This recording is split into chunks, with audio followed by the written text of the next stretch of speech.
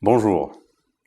L'approche morphologique des bâtiments en zone tropicale humide diffère de l'approche que l'on a en zone tempérée. En effet, l'indicateur morphologique des zones tempérées comme la compacité, le facteur de taille, le taux de vitrage traduisent des objectifs liés à la réduction des déperditions et la captation du soleil. Si la compacité a une certaine signification pour les bâtiments climatisés, les autres facteurs ne sont pas pertinents en zone tropicale humide pour les bâtiments naturellement réfléchis. Aussi, je vous propose une approche pragmatique de cette question en distinguant les deux modes de climatisation. Trois concepts morphologiques majeurs se dégagent. Premièrement, la hauteur des locaux.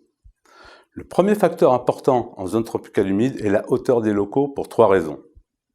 Elle conditionne la possibilité d'installer des brasseurs d'air, indispensables pour apporter le confort aux occupants. Idéalement, une hauteur de 2,80 m est requise.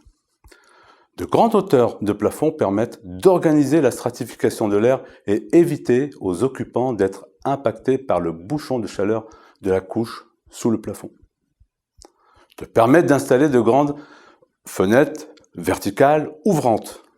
En l'absence de vent, ces grandes ouvertures verticales prennent le relais pour assurer le service minimum de renouvellement d'air par tirage thermique.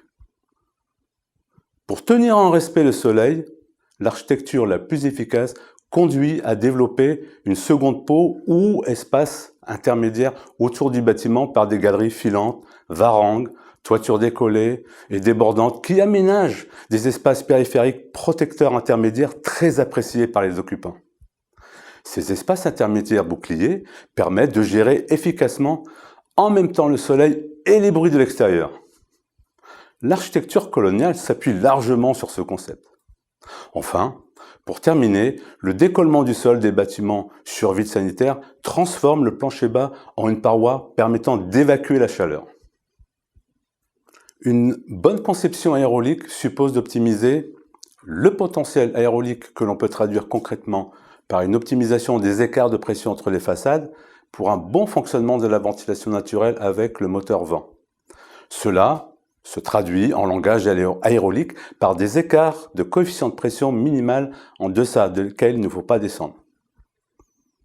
La conception traversante des locaux, une profondeur des locaux raisonnable et une trajectoire des cônes de ventilation peu contrariée. Par exemple, des locaux d'une profondeur de 35 mètres sont peu appropriés à un fonctionnement en ventilation naturelle. L'aménagement des COP, depuis des pressionnaires pour doper la ventilation, induit une certaine architecture.